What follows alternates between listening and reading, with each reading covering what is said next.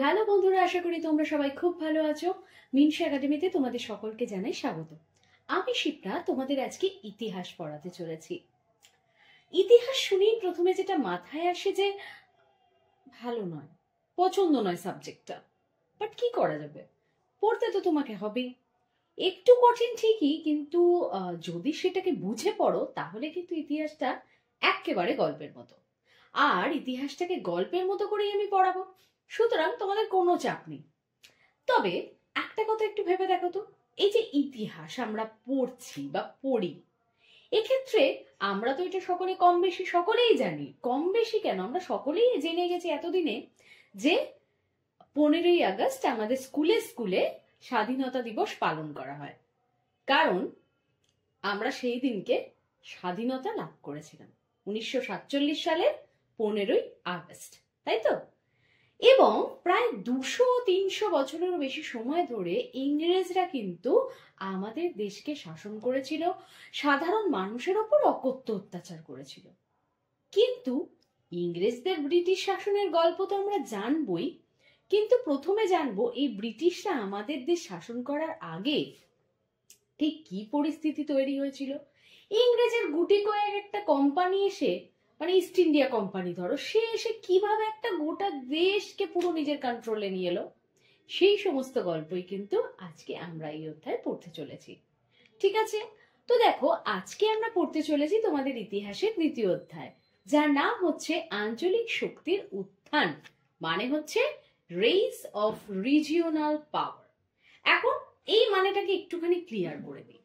প্রথমত চ্যাপ্টারটার নাম হচ্ছে আঞ্চলিক শক্তির উত্থান, মানে আঞ্চলিক একটা শক্তি, অর্থাৎ একটা নির্দিষ্ট অঞ্চলের কিছু শক্তি যেটার উত্থান ঘটছে, মানে যেটা ধীরে ধীরে তৈরি হচ্ছে বা উপরে উঠে আসছে, বোঝা যাচ্ছে। মানে ব্যাপারটা আমি তোমাকে আরেকটু পরিষ্কার করে বোঝাই। যেমন দেখো, আমাদের এই যে দেশ, এখন আমরা ইন্ডিয়াতে থাকি, রাইট? তো এই যে ভারতের যে মেইন ওপরে রয়েছেন তিনি রাষ্ট্রপতি এবং প্রধানমন্ত্রী, অবশ্যই তোমরা জানো। এই সমস্ত বিষয়ে ডিটেলে আরো যখন পলিটিক্যাল সায়েন্স পড়বে তখন জানবি। তো আমি যদি বলি যে এর সবার ওপরে রয়েছেন রাষ্ট্রপতি এবং প্রধানমন্ত্রী, তা সত্ত্বেও কি হচ্ছে, তারা আমাদের পুরো দেশটাকে চালাচ্ছে, সেন্ট্রাল, তাই তো? কিন্তু তাও তো আমাদের যে রাজ্যগুলো রয়েছে, যেমন আমরা থাকি পশ্চিমবঙ্গে এবং আরো অনেক যে রাজ্য রয়েছে, সেই সমস্ত রাজ্যে একজন করে মুখ্যমন্ত্রী রয়েছেন, যারা কিনা সেই নির্দিষ্ট রাজ্যটাকে শাসন করছে। যেমন আমাদের রাজ্য পশ্চিমবঙ্গ, তো এই পশ্চিমবঙ্গের যিনি মুখ্যমন্ত্রী এখন, মমতা বন্দ্যোপাধ্যায়, তিনি কি করছেন, আমাদের এই নির্দিষ্ট রাজ্যটাকে শাসন করছেন, পশ্চিমবঙ্গকে। এবার যদি আরেকটু ভেঙে দেখো, এই যে পশ্চিমবঙ্গ রাজ্য, তার ভেতরে কিন্তু ছোট ছোট ছোট ছোট আরো অনেক অঞ্চল রয়েছে। যেমন তোমাদের অঞ্চলে একজন মিউনিসিপ্যালিটি থাকে, তো সেখানকার একজন মেয়র থাকেন, ঠিক আছে? তারপরে প্রতিটা ওয়ার্ডের একজন করে নেতা থাকে, মানে 15 নম্বর ওয়ার্ড, 16 নম্বর ওয়ার্ড, প্রতিটা ওয়ার্ডের একজন করে দেখার জন্য থাকছে। তারপরে অনেকগুলো ওয়ার্ড নিয়ে একটা দল গঠন হচ্ছে, তারপরে থেকে থেকে সেগুলো নিয়ে একটা রাজ্য হচ্ছে, রাজ্যগুলোকে জুড়ে জুড়ে একটা দেশ হচ্ছে, তাই তো? তার মানে কি দেখা গেল, প্রতিটা ধাপে ধাপে কিন্তু একজন করে নেতা রয়েছে। আমি ওভারঅল যদি বুঝাই ওপর থেকে, তাহলে আমাদের ভারতে রয়েছে, আমি বললাম, রাষ্ট্রপতি, প্রধানমন্ত্রী এবং তাদের আন্ডারে রয়েছে রাজ্যগুলো। প্রতিটা রাজ্য কিন্তু তারা দেখছে ঠিকই প্রধানমন্ত্রী, কিন্তু তা সত্ত্বেও তো রাজ্যের মধ্যে মুখ্যমন্ত্রী রয়েছেন, যিনি কিনা তার নিজের নির্দিষ্ট জায়গাটাকে শাসন করছেন। তো এই যে প্রসেসটা, এটা কিন্তু আগেও ছিল। মানে আগে ধরো হিন্দু রাজারা আমাদের দেশ শাসন করলো, এবং তারপরে ধীরে ধীরে যুগ পাল্টাতে শুরু করলো, মুঘল যুগ এলো, সুলতানি যুগ। তো এইভাবে কি হচ্ছে, রাজ্যের যে শাসন সেটা কিন্তু পাল্টাতে থাকছে। সেই যে চেঞ্জের গল্প, মানে কিভাবে এই হিন্দু রাজাদের থেকে মুঘল যুগ শুরু হলো এবং মুঘলদের হাত থেকে কিভাবে এই ব্রিটিশ ইস্ট ইন্ডিয়া কোম্পানি বা ইংরেজরা তাদের শাসনটা নিজেদের হাতের মুঠোয় নিয়ে নিল, সেই গল্পই আজকে আমরা জানবো। তো প্রথমেই যেটা বলি যে আমরা সকলেই জানি প্রায় যে 1757 সালগুলো কিন্তু খাতায় নোট করতে থেকো, এগুলো কিন্তু পরীক্ষার জন্য 1 নম্বরের জন্য ইম্পর্টেন্ট। তো আমরা এটা জানি যে 1757 সালে যখন পলাশির যুদ্ধ হলো, যে যুদ্ধটা কাদের মধ্যে হয়েছিল? ব্রিটিশদের সাথে হয়েছিল সিরাজউদ্দৌলা। তো এই যে সিরাজউদ্দৌলার সাথে ব্রিটিশদের একটা তুমুল যুদ্ধ বাঁধলো, সেই সময় কিন্তু তারা হেরে গেল, মানে সিরাজউদ্দৌলা হেরে গেলেন। সেও এক অনেক বড় কাহিনী, যদিও সেটা আমি এই মুহূর্তে তো বলতে পারছি না, তবে হ্যাঁ বলে দিতে থাকবো। এই যে সিরাজউদ্দৌলা, যিনি কিনা বাংলার শেষ স্বাধীন নবাব ছিলেন, এখন তিনি ব্রিটিশদের সাথে যুদ্ধ করলেন। ব্রিটিশরা তো আমাদের ভারত দখল করবে বলে উঠে পড়ে লেগেছে, যে এই ভারতটা আমাদের দেশ চাই, আমাদের শাসনে রাখতে হবে এদেরকে, তার জন্য তো রাজাকে হারাতে হবে। মুঘল সম্রাট মানে বাংলা আমাদের বাংলাটা প্রথমে নিয়েছিল, তো বাংলার যে শেষ স্বাধীন নবাব ছিল সিরাজউদ্দৌলা, তার সাথে তুমুল যুদ্ধ, যেটাকে আমরা বলেছিলাম পলাশির যুদ্ধ, দ্য ব্যাটল অফ পলাশি। এবং সেখানে যখন সিরাজউদ্দৌলা হেরে গেল, সেই সময় ইংরেজরা কি হলো, আমাদের এই ভারতীয় উপমহাদেশে তাদের নিজেদের আধিপত্য প্রতিষ্ঠা করতে শুরু করলো। মানে ধীরে ধীরে ধীরে ধীরে তারা কিন্তু শাসনটাকে নিজেদের হাতে নিতে শুরু করলো। এখন আমি তোমাদের একটা কথা বলি, এই যে আমরা বলি ব্রিটিশরা আমাদের দেশ শাসন করতে এসেছিল, প্রথমে কি তারা শাসন করতে এসেছিল আমাদের দেশ? না, প্রথমেই কিন্তু তারা এসে হুট করে আমাদের দেশ শাসন করতে মোটেই শুরু করে দেয়নি।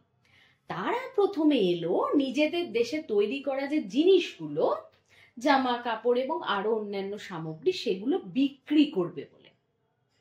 ঠিক আছে, এবার যখন তারা বিক্রি করবে বলে এলো আমাদের ভারতে, তো তখন বেশ চলছিল।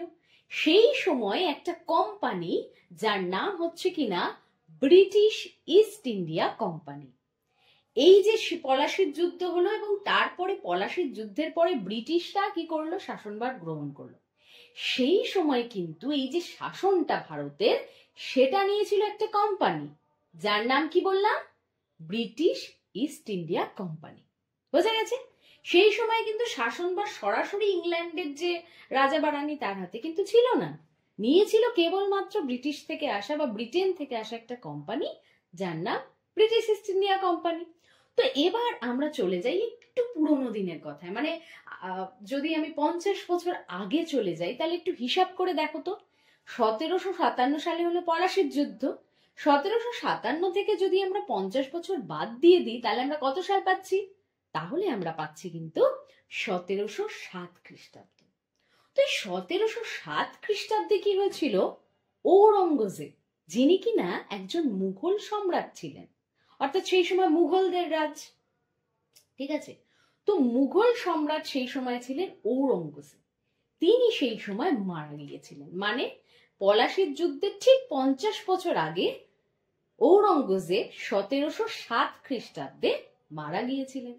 এখন তিনি মারা যাওয়ার পর কি হলো, এই যে 1707-এ তিনি মারা গেলেন, আর 1707-এ ইংরেজরা আমাদের দেশ দখল করছে, ব্রিটিশ ইস্ট ইন্ডিয়া কোম্পানি।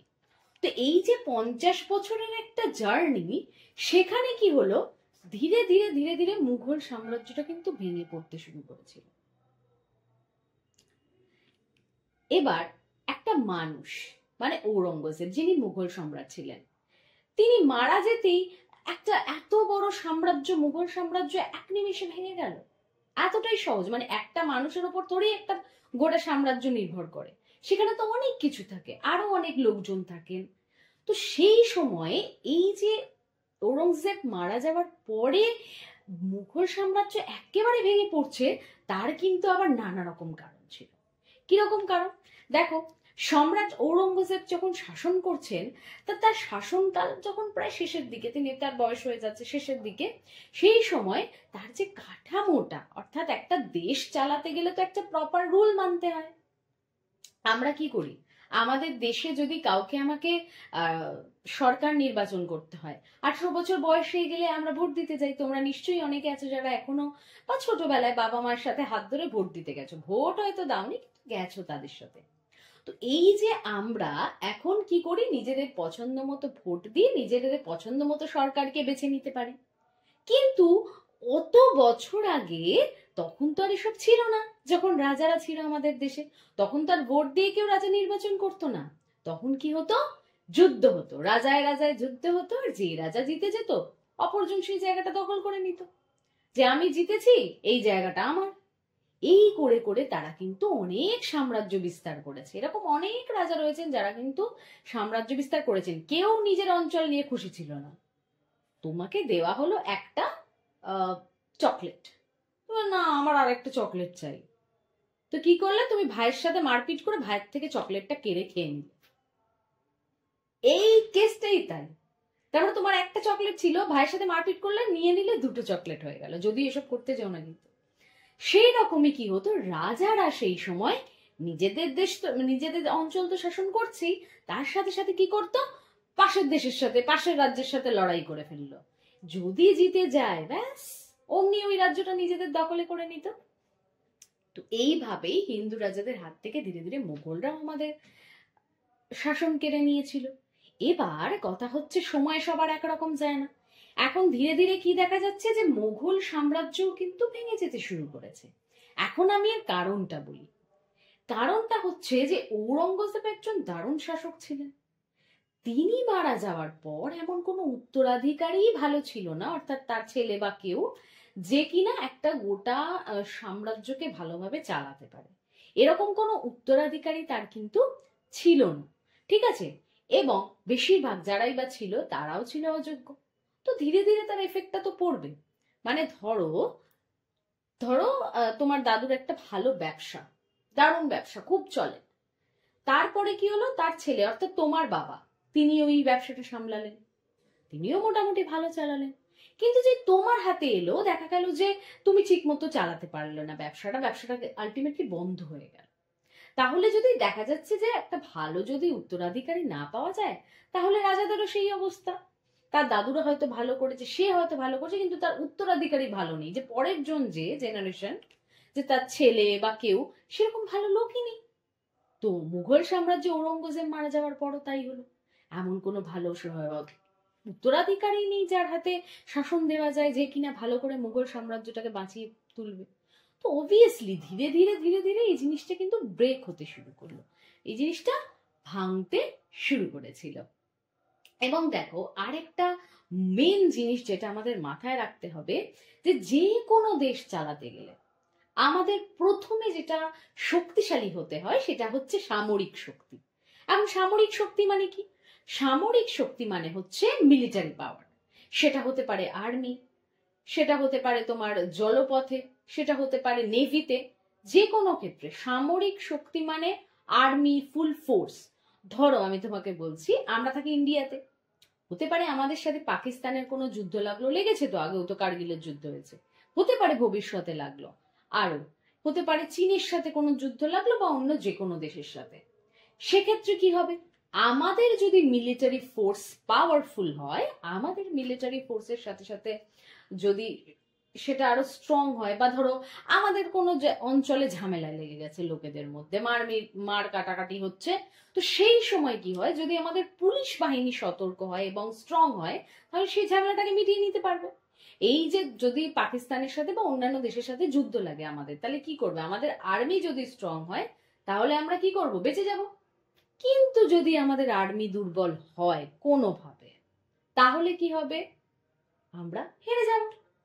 তাহলে তেমনি দেশ চালাতে গেলে প্রথম যেটা দরকার সেটা হচ্ছে আমার সামরিক শক্তি, আমার দল বল, আমার আর্মি ফোর্স একদম পাওয়ারফুল হবে, যেই যখনই আঘাত করুক না কেন সেটা যেন তারা দমন করতে পারে। কিন্তু মুঘল সাম্রাজ্য যখন চলছে ধীরে ধীরে, ঔরঙ্গজেব বা তার পরবর্তী সময়ে কি হচ্ছে, তাদের যে সামরিক যে শক্তি বা মিলিটারি যে পাওয়ার, সেটাই গেল দুর্বল। এখন যদি তাদের মিলিটারি পাওয়ার দুর্বল হয় তাহলে কি হবে, অন্যান্য রাজ্য যদি তার উপর হঠাৎ করে হামলা করে দেয়, সে কি সামলাতে পারবে? পারবে না। তার ফলে কি হবে, তাকে হেরে যেতে হবে এবং তাকে তার অঞ্চল চলে যাবে, বা সে আরো দুর্বল হয়ে পড়বে। ঠিক এই ব্যাপারটাই হয়েছিল মুঘল সাম্রাজ্যের সাথে। কিরকম, যে মুঘল সাম্রাজ্যের সময় কি হয়েছিল, তারা পেরে উঠছিল না। মানে আশেপাশে অঞ্চলের যে রাজারা রয়েছিল তা কেবলই একের পর এক অ্যাটাক করে যাচ্ছে। এখন যখন একের পর এক অ্যাটাক করে যাচ্ছে, তারা ধীরে ধীরে কি হচ্ছে, নিজেদের যে ক্ষমতা পাওয়ার সেটাই হারিয়ে ফেলছে।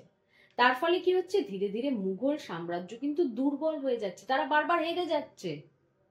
কোনো একটা ধরো জিনিস খারাপ হয়ে গেছে, তুমি তাকে বারবার বারবার আরো খোঁচাচ্ছ। তোমার একটা ধরো, আমি বলছি তোমার একটা একটা জামার একটা অংশ ছিঁড়ে গেছে, তুমি সেটাকে সেলাই না করে একের পর এক খোঁচা দিয়ে যাচ্ছ, জামাটা টিকবে?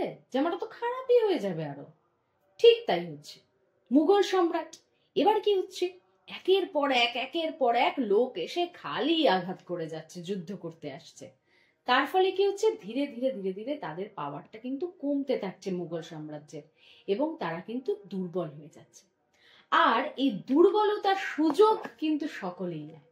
এই দুর্বলতার সুযোগ নিয়ে ধীরে ধীরে আরো তারা তাদের দুর্বল করার জন্য এবং তাদের সামরিক শক্তি যাতে একেবারে ভেঙে পড়ে সেই জন্য সবাই চেষ্টা করছে।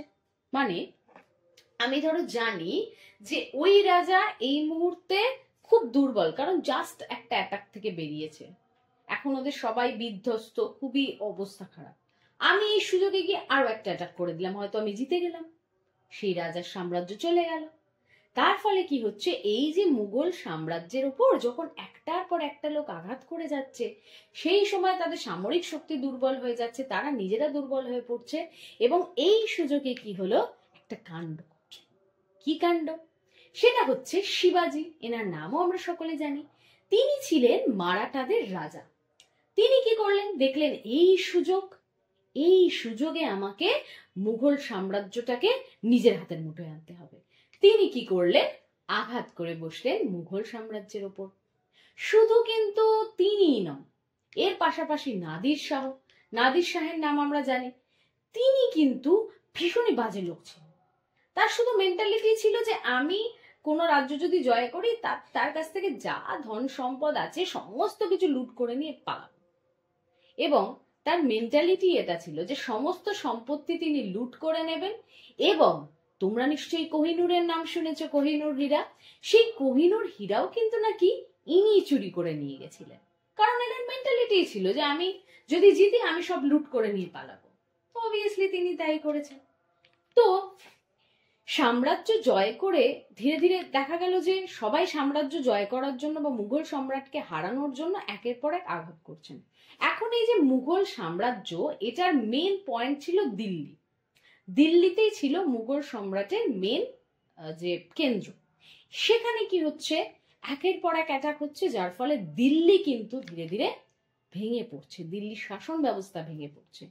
এছাড়াও সেই সময় কিন্তু এই মুঘলরা এমন কিছু নিয়ম রেখেছিল বা ব্যবস্থা রেখেছিল, যেখানে মানুষ কিন্তু ভীষণ স্বার্থপর হয়ে যাচ্ছিল, এবং তার ফলে তাদের সাম্রাজ্য আরো বেশি দুর্বল হয়ে যাচ্ছিল। কি সেই ব্যবস্থা, চলো এক এক করে বুঝে নিই। প্রথম ব্যবস্থা হচ্ছে জায়গিরদার ব্যবস্থা। প্রথমে এই জায়গিরদার এই ব্যবস্থাটা কি সেটা আগে আমরা জেনে নিই। যেমন জায়গি এই কথাটার অর্থ হচ্ছে প্লেস বা জমি, আর দার কথার অর্থ হচ্ছে কিন্তু সরকার। মানে এক কথায় যদি আমি বলি তাহলে হচ্ছে জায়গিরদার ব্যবস্থা মানে হচ্ছে যে জমির সরকারের ব্যবস্থা। এটা কিরকম চল বুঝে নি। এই সময় দেখো, আমরা এখন ট্যাক্স দিই, জমির ট্যাক্স দিচ্ছি বা অন্যান্য আরো অনেক ট্যাক্স থাকে যেগুলো আমরা কিন্তু দিয়ে থাকি, এবং বড় লোক যারা রয়েছেন তারাও কিন্তু প্রচুর ট্যাক্স দেয়। সেক্ষেত্রে কি হচ্ছে, এই যে মুঘল সম্রাট, তাদের কাছে প্রচুর টাকা। এখন এই টাকাটা ওরা পাচ্ছে কোথায়? আসলে তারা কিন্তু সাধারণ মানুষের থেকেই নিচ্ছে। যেমন সরকার আমাদের থেকে ট্যাক্স নেয়, এখন তো জিএসটি বসে গেছে। আমরা একটা ওষুধ কিনতে গেলেও জিএসটি দিয়ে, বা একটা ক্রিম কিনতে গেলেও জিএসটি দিচ্ছি, শপিং করতে গেলে জিএসটি দিচ্ছি, তাই না? জিএসটি মানে ট্যাক্স দিচ্ছি আমরা সরকারকে, ঠিক আছে? রেস্টুরেন্টে খেতে গেলেও কিন্তু এখন জিএসটি লাগে, সেটা নিশ্চয়ই তোমরা জানো। ঠিক এই মুঘল সম্রাট যারা নিজেদের প্রচুর ধন সম্পত্তি বানাচ্ছে, কি করে বানাচ্ছে? কারণ তারা কিন্তু সাধারণ মানুষের থেকে এই জিএসটি, যেটা এখন সরকার নেয়, সেই একটা ট্যাক্স নিত। সেই সময় কিছু ব্যবস্থা ছিল, সেখান থেকে তারা ট্যাক্স গুলো সাধারণ মানুষের থেকে কালেক্ট করত। এখন দেখো ভেবে একটু, মুঘল সম্রাট কি রাস্তায় নেমে ট্যাক্স চাইতে যাবে, ভাই আমাকে ট্যাক্স দে? অবশ্যই না। তার জন্য কি হয়, যে তিনি একজন করে লোক নির্বাচন করলেন, যে এই অঞ্চলে তুমি, ওই অঞ্চলে তুমি, সেখানকার যত কৃষক রয়েছে তাদের থেকে সময় মতো ট্যাক্সটা কালেক্ট করে আমাকে দেবে, তার বদলে তোমাকে আমি কিছুটা ক্ষমতা দেব। এই যে পুরো টোটাল ব্যবস্থা, এটাকে বলছে জায়গির ব্যবস্থা। কারণ জমির সরকার, চলো ব্যাপারটা আমি একটু ক্লিয়ার করে দিই। যেমন ধরো সেই সময় যে কৃষক যারা কিনা জমিতে খাটতো, তাদের থেকে ট্যাক্স কালেক্ট করার জন্য মুঘল সরকার একজনকে রাখতেন, ঠিক আছে? এবং তারা গিয়ে কি করতো, প্রতিটা জমির ট্যাক্স কালেক্ট করতো। ট্যাক্স গুলোকে নেওয়ার পরে তারা সেগুলোকে কাকে দিত, মুঘল সম্রাটকে দিয়ে দিত, ঠিক আছে? এবং তার বদলে সে কিছু ক্ষমতা অর্জন করত।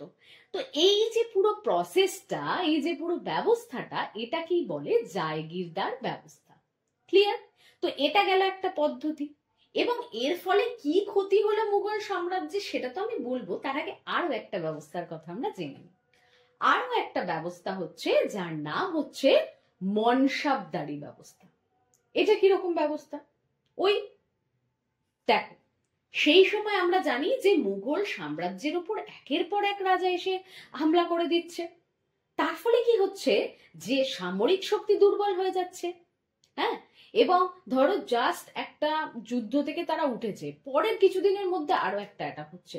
তো যে দল লড়েছে তারা তো অলরেডি ক্ষতবিক্ষত, তারা অলরেডি দুর্বল। এখন তারা আবার কি করে যুদ্ধ করতে যাবে? তাহলে তো তারা হেরেই যাবে। তো মুঘল সম্রাটও কম শেয়ানা নয়, তিনি কি করলেন, এই মনসাবদারি ব্যবস্থা চালু করলেন। কি ব্যবস্থা সেটা আমি বলি। তিনি কিছু মনসাবদার রাখলেন তার নিজেদের অঞ্চলে।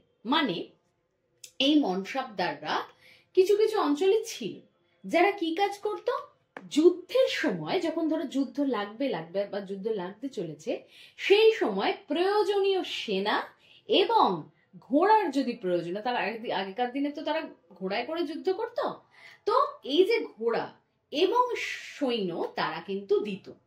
তবে এই বিষয়ে একটা মজার কথা বলে রাখি, যে এই যে ব্যবস্থা সেই সময় প্রচলিত ছিল মনসাবদার ব্যবস্থা, এই এই প্রথাটাকে মনসাবদার ব্যবস্থা বলে, ঠিক আছে? মনসাবদার কারা? যারা কিনা মুঘলদের আন্ডারে থাকতো এবং যুদ্ধের সময় প্রয়োজনীয় সেনা এবং অশ্ব মানে ঘোড়া রাজাকে দিত, যে ঠিক আছে নিন আপনি যুদ্ধ করুন, তার বদলে তারা কিছু টাকা পয়সা পেত। এখন এর কিছু কিন্তু ক্রাইটেরিয়া ছিল, কিছু রুলস ছিল। যেমন ধরো তুমি পরীক্ষায় বসতে চলেছো, তার জন্য কিছু তো রুল থাকে, যে এত পার্সেন্ট তোমাকে প্রেজেন্ট থাকতে হবে, একটা ভালো নাম্বার থাকতে হবে, তবে তুমি পরের ক্লাসে যেতে পারবে, এই সমস্ত ব্যাপার। ঠিক সেই সময় কিছু ব্যবস্থা ছিল এই মনসাবদারদের জন্য। এই মনসাবদাররা কিন্তু বংশানুক্রমিক ছিল না। মানে আজকে আমার বাবা মনসাবদার বলে পরের জেনারেশনে আমি মনসাবদার হব, তারপর আমার ছেলে মনসাবদার হবে, এই যে বংশানুক্রমিক প্রথা সেই সময় ছিল না। সেই সময় যে ভালো মনসাবদার, যে সঠিক সময় সঠিক জিনিসটা, ভালো সেনা ভালো অশ্ব দিতে পারবে, তাকেই রাজারা রাখতো।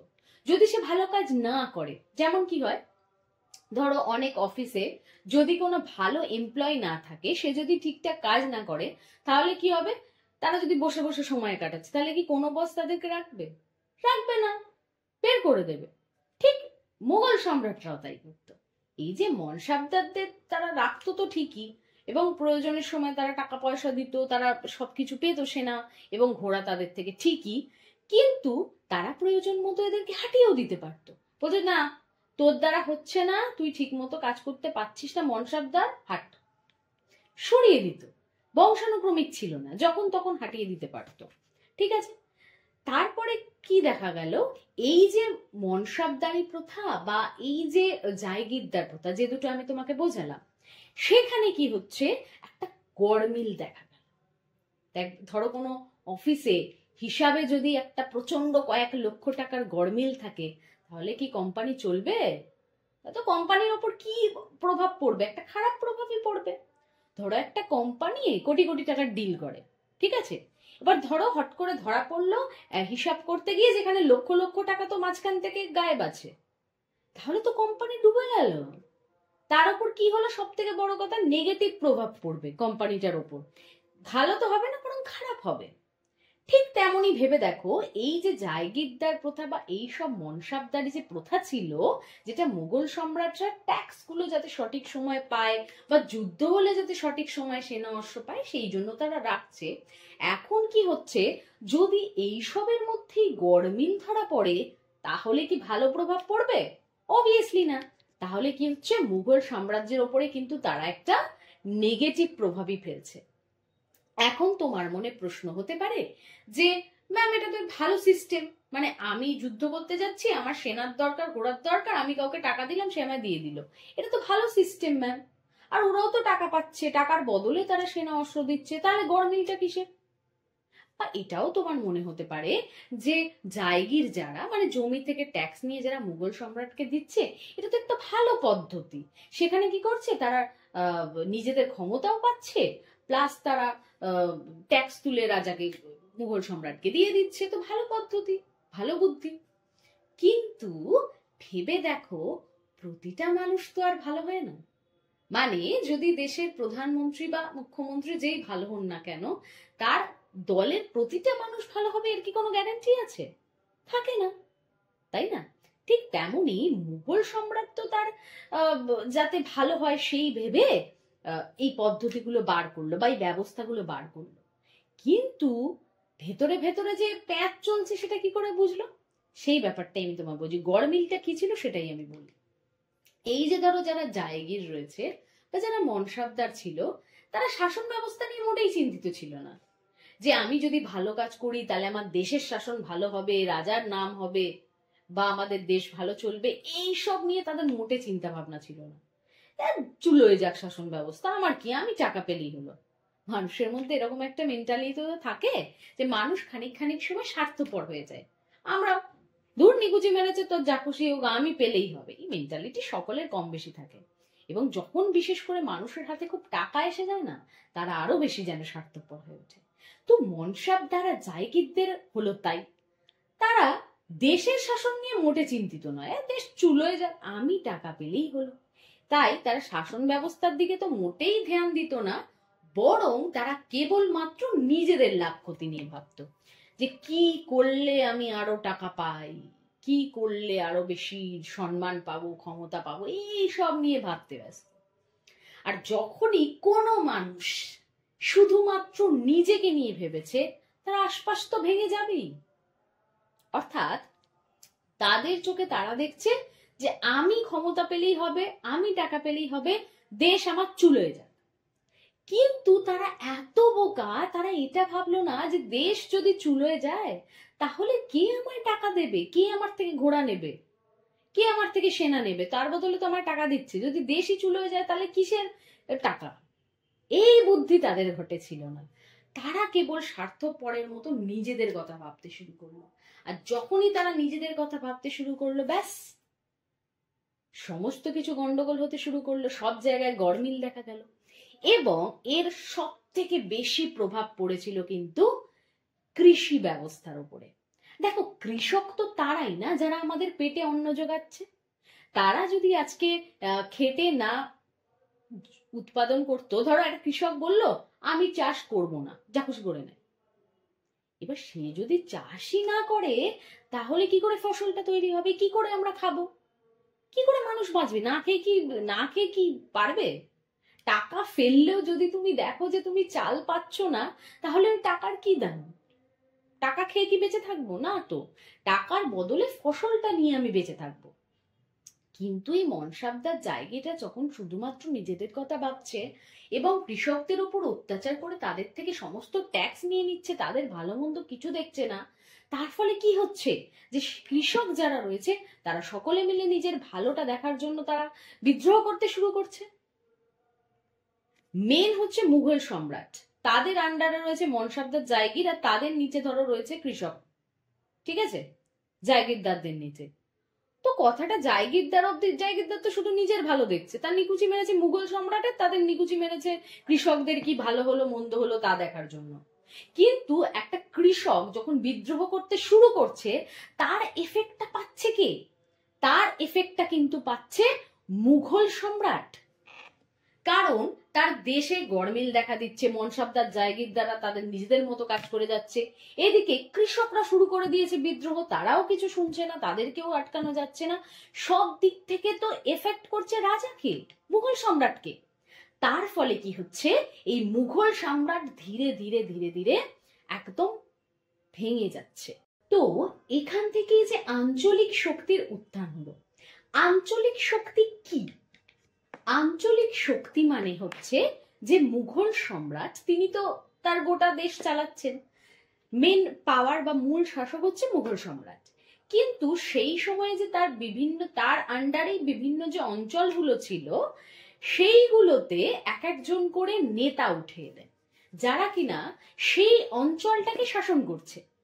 এবং সেখান থেকেই শুরু হচ্ছে আঞ্চলিক শক্তি। মানে ধরো বোঝালাম, ধরো প্রধানমন্ত্রী তিনি পুরো দেশ চালাচ্ছেন, তবুও আমাদের প্রতিটা রাজ্যের একজন করে মুখ্যমন্ত্রী বা হেড রয়েছেন। মুখ্যমন্ত্রী যা বলবেন আমাদের রাজ্যে সেটা হবেই, এরকম একটা ব্যাপার। ঠিক তেমনি এই যে মুঘল সম্রাট, তার আন্ডারে তো অনেক জায়গা রয়েছে, এবং সেইখানেরই কিছু কিছু অঞ্চল যেখানে কিন্তু ওইরা মুখ্যমন্ত্রীর মতো এক একজন করে নেতা উঠে এলো, শক্তিশালী অভিজাত। তারা কি করতো, সেই নিজেদের অঞ্চলটাকে শাসন করতে শুরু করলো, এবং তারা যেটা বলবে সেটাই শেষ কথা। যেমন এখন মুখ্যমন্ত্রী বললে সেটা আমাদের রাজ্যের জন্য শেষ কথা, ঠিক তেমনি আঞ্চলিক শক্তির যে নেতা তারা যেটা বলবে তার অঞ্চলের জন্য সেটাই কিন্তু শেষ কথা। তবে এই অংশে আমরা যেটা জানবো সেটা হচ্ছে যে এই যে আঞ্চলিক শক্তিগুলো উঠে এলো তার কতটা পাওয়ার ছিল, এবং তারা কিভাবে থাকতো না থাকতো, এবং কিভাবে কে আঞ্চলিক শক্তির নেতা হয়ে উঠলো, সেই ঘটনাই জানবো। কারণ দেখো, সত্যি কথা বলতে এখন আমরা ভোট দিয়ে আমাদের রাজ্যের মুখ্যমন্ত্রী নির্বাচন করতে পারি, কিন্তু ভেবে দেখো তো সেই সময় এই যে অঞ্চলগুলোতে আমি বলছি একজন করে নেতা উঠে এলো, তারা তো ভোট নিয়ে উঠে আসেনি যে আমাকে লোক ভোট দিচ্ছে বলে আমি এই অঞ্চলের নেতা। আসলে তাদের মধ্যে তো কিছু একটা কোয়ালিটি ছিল, বা সব থেকে বড় কথা মুঘল সম্রাট দেখলেন আমার পক্ষে সম্ভব হচ্ছে না এত অঞ্চল কন্ট্রোল করা, আমি নিজেই একজন করে নির্বাচন করে দিই যে কিনা সেই অঞ্চলের দেখাশোনা করবে, এবং আমাকে খালি টাইম মতো ট্যাক্সটা দিলেই হবে, রাজস্ব দিলেই হবে, আমার বাকি নিয়ে চিন্তা নেই। এবং এই থেকেই আঞ্চলিক শক্তির কিন্তু উত্থান হলো। এবার চলো সেই ব্যাপারটাকে আমরা ডিটেলসে একটু জানবো।